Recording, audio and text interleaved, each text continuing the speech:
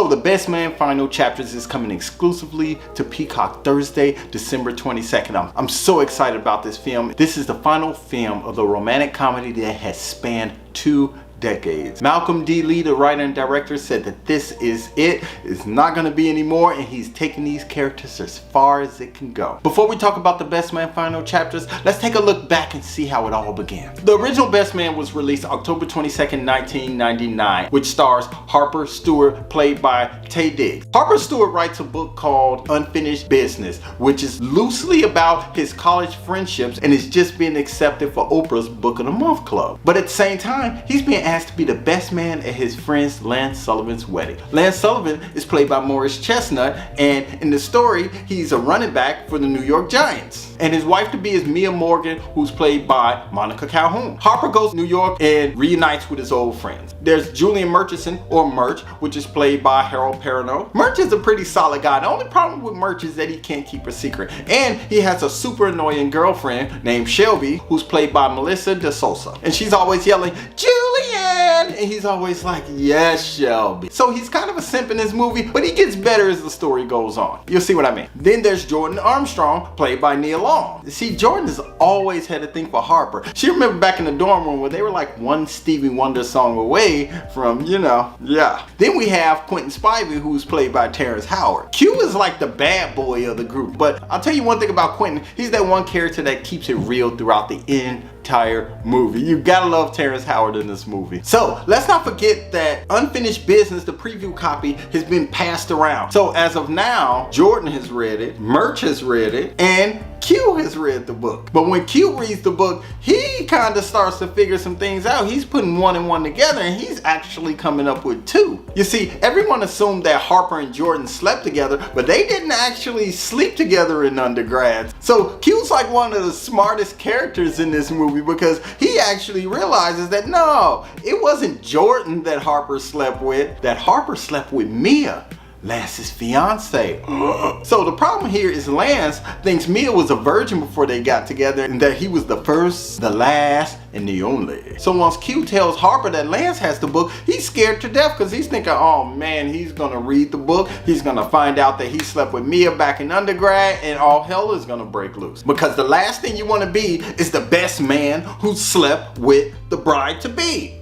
But at the same time, Harper is confronted with another problem. You see, right before the bachelor party, Jordan pulls him in the room and says, "Hey, I want to sleep with you." Now, she knows that he has a girlfriend, Robin, who's coming up the next day. But she's like, "I think the night is ours. I think this is our opportunity. I feel it and I hope you feel it." And he's like, what am I supposed to say to that? But deep down, he's a dog. And he knows he's a dog. And he knows he has the potential to mess around. So even when he was in the apartment back at Robin's like, "I could lay with you like this forever." And he's like, "Forever?" He almost jumped out the tub. He's not even ready for a commitment, so he's looking at Lance like, "Wow, you're taking the big leap. I don't even know how to commit. I don't even know what that looks like." So yeah, that's for that opportunity to finish that unfinished business that they're writing about in the book.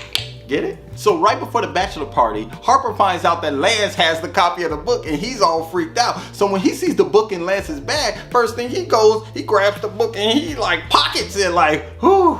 Yeah, they're gonna be in marital bliss before the book even comes out. They will be married, so I don't have to worry about getting exposed. But let's not forget about Murch. Murch still has Shelby in the wings, and she don't want him to go to the bachelor party. And he's like, "Well, that really isn't my problem now."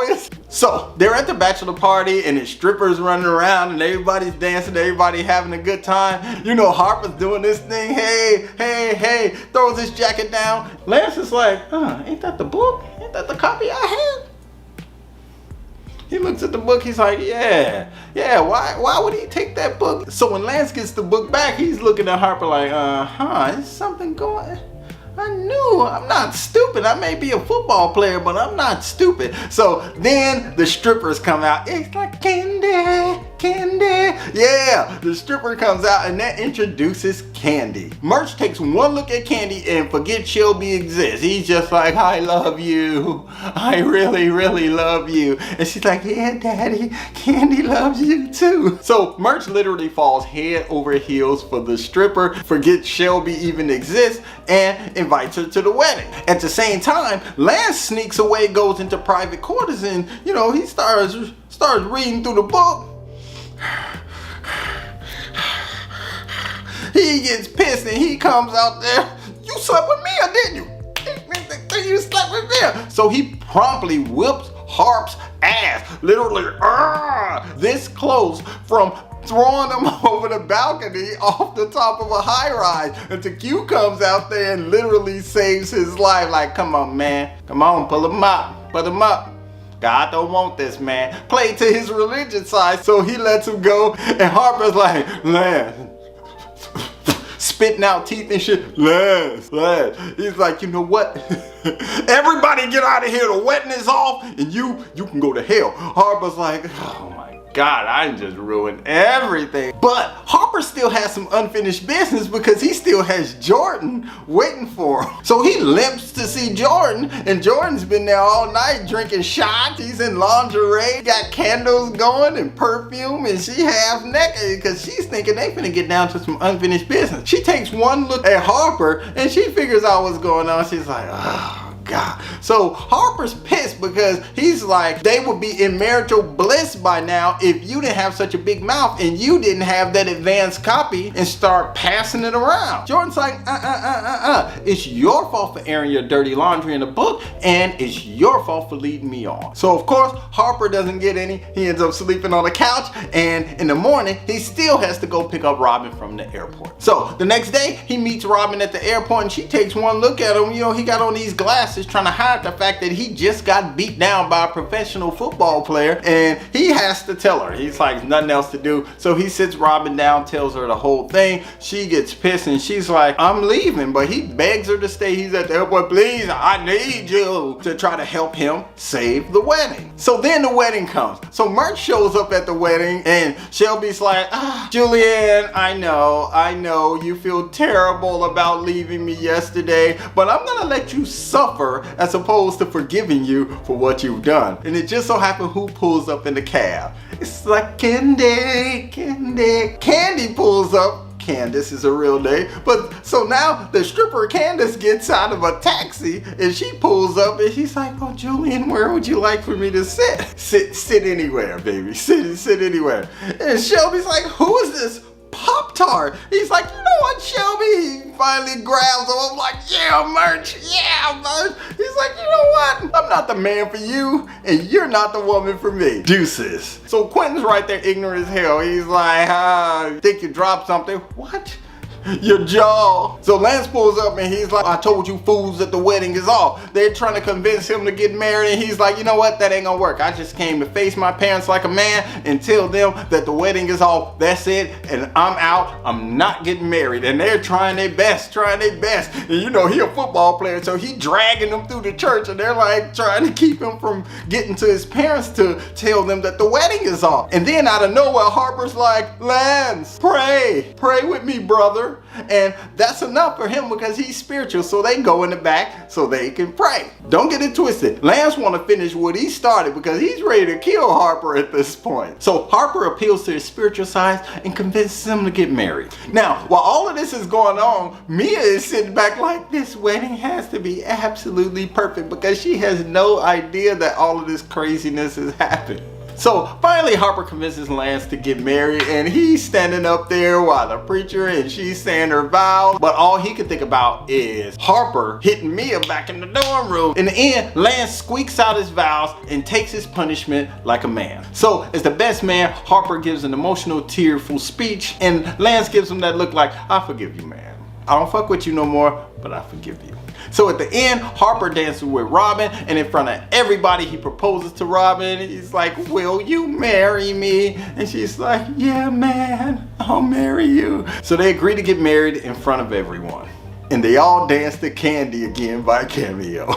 Then in the post-credit scenes that a lot of people missed in the theater, you got Q and Shelby waking up in the bed together. Of course, that lets you know that it's not over, that there's more to come. This leads us right into Best Man Holiday, the sequel. But before I get into that, I invite you to subscribe to my channel, BT Bonner. If you like this video, click the like button. I invite you to watch more. Okay, so the Best Man Holidays came out November 15, 2013, 14 years later, and it brings back the entire cast. In the sequel, Lance and Maya invite the whole gang to come to their home for the holiday because they have a huge house and they have 4 kids running around.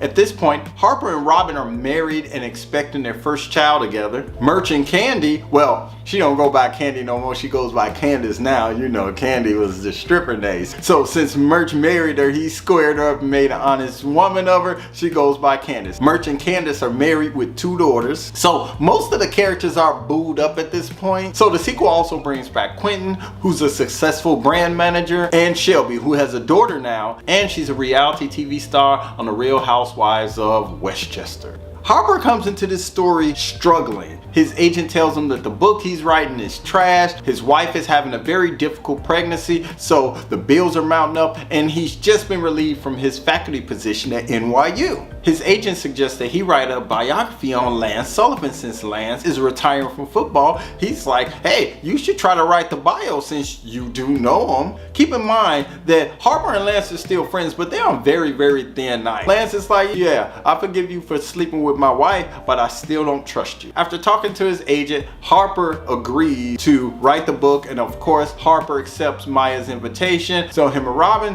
head to the Sullivans for the holidays. Of course, he has the mounting task of trying to convince Lance to write a bio, which would really help considering they don't have money because Robin can't work, so they ain't got no money coming in, so they're sliding to the bottom really quick. Now Murch is having a little bit of trouble as well. His biggest donor just pulled his charitable donation of $2 million back. Why? Because he finds video on YouTube. What's up, YouTube? He finds a video of Candace back when she was Candy at a frat party accepting money for sex. Now everyone gets there. Of course, right out the back when Shelby comes, when Quentin comes, things just start getting a little bit tense, and all the past issues just start slowly but surely creeping to the surface. But that's as far as I can go with Best Man Holiday 2 because I don't like spoilers and I don't want to cheapen out Best Man Holiday because that is one of my favorite movies, and you really have to see the way this story ends to bring us forward. You really have to see the ending for yourself because you need that information going forward. So I'm not going to spoil that for you. I'm going to leave that for you to watch. And here we are. We finally made it to Best Man, the final chapter, which brings us to the final installment of Best Man, which Malcolm D. Lee calls Best Man, the final chapter. So the teaser opens with the knowledge that Harper's book Unfinished Business is being turned into a movie. It's being streamed exclusively on Peacock December 22nd, and they show an evolution of their relationships as well as a resurgence of all the past grievances. I'm so excited for this movie. It was shot in New York, New Jersey, and the Dominican Republic. So the whole cast is coming back one more time for the final installment, and it's going to be a limited series. I'm going to watch it, and I hope you're going to watch it as well. It's the perfect time for a watch party with your family, a watch party with your friends. You can get together, you can have popcorn. It's on the 22nd, right around the holidays, hence the sweater. If you like this video, click the like button. I invite you to subscribe to my channel, BT Bonner. I want to thank you for watching this video, and I'll see you in the ticket line. Peace.